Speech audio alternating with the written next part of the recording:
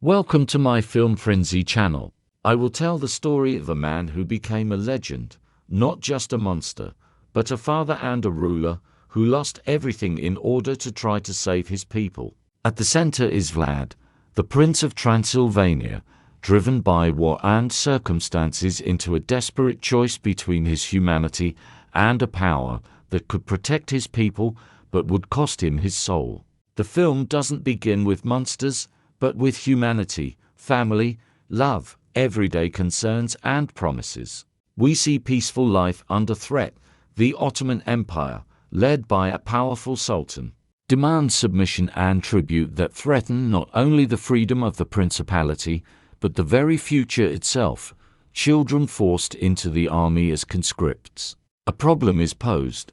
To protect the people and preserve hope for the future, Vlad must make an impossible choice. He must either accept humiliation and loss or find a way to resist a far stronger enemy. The story of transformation. From the start, Vlad is shown as a man of strict principles. He does not wish to be a tyrant through fear, yet he cannot watch his people suffer. When the Sultan demands 1,000 boys for his army and insists on Vlad's son as a pledge, a symbol of submission, the prince faces the limit of what is bearable. The way out seems to be a whisper of ancient, forbidden power.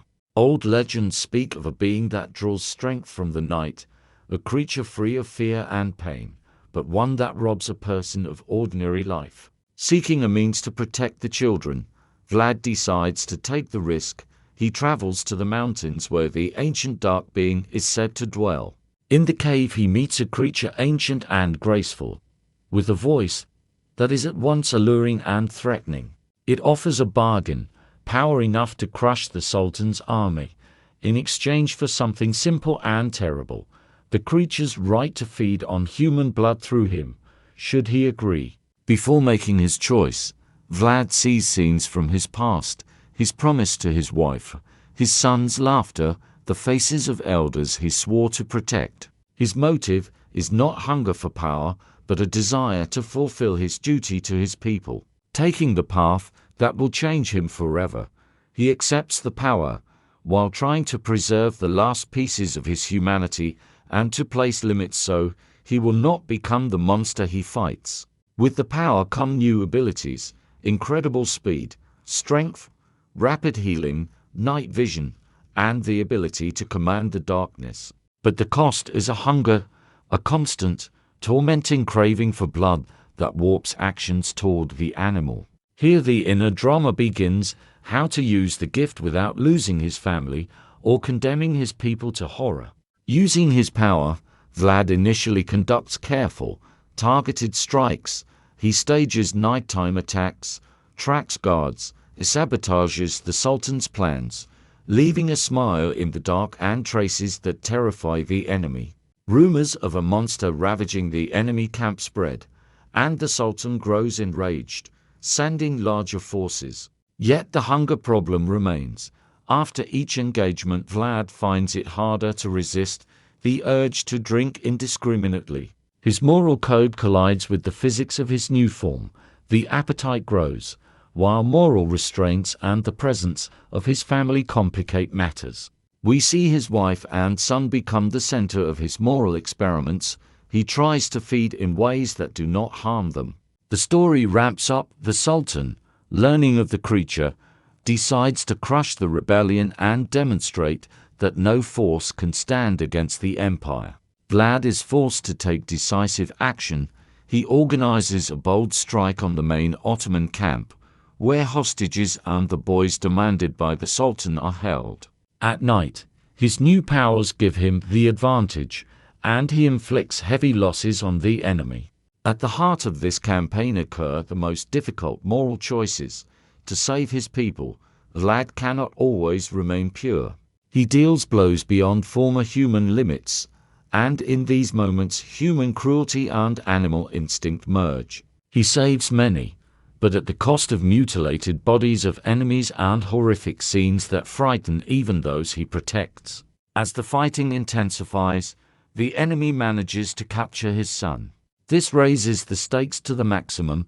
Now Vlad must act, not for an abstract freedom, but for a specific life he values above all else. He goes into the very lair of power, where he will face the Sultan himself. Inside Ottoman territory, the climax unfolds. Vlad penetrates the capital using stealth and his night gift to avoid detection. He moves through guards, encounters betrayal and unexpected allies. Here the film shows that even with non-human capabilities, the hero remains human in his weaknesses and attachments.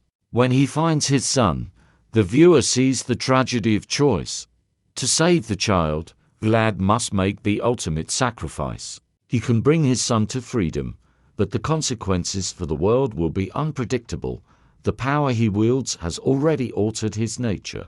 In the final stage of the confrontation, the hero must make a decision that will determine not only his fate, but that of the entire principality. He realizes there can be no simple victory over the Sultan without catastrophe for the innocent. The best he can do is use his new form to achieve victory at the cost of his own freedom. The end of the fighting is a blend of heroism and tragedy. Vlad removes the immediate threat to his people and rescues his son, but he loses what made him human. His choice leaves him trapped in his new form, a creature of the night, endowed with power, but cut off from daylight, touch, and simple joys. The story ends not with a definitive triumph over evil or with full redemption, but on a complex note. Vlad saved his people, but paid a personal price, becoming the subject of tales, frightening yet meaningful. Because his motives remained human: love, duty, and willingness to sacrifice. The film leaves the viewer with questions about the nature of monsters. Who is the real monster, the one who drinks blood, or the one who deprives others of a future for the sake of power? Vlad becomes a symbol of the thin line between protector and tyrant, between heroism and curse. Ultimately, it is a story that shows even the darkest acts can sometimes come from love, and that legends are born where human fear meets heroism. Looking deeper, the tale does not glorify violence. It reveals the price of choices and the burden carried by those who decide to protect others at any cost. Thank you for watching.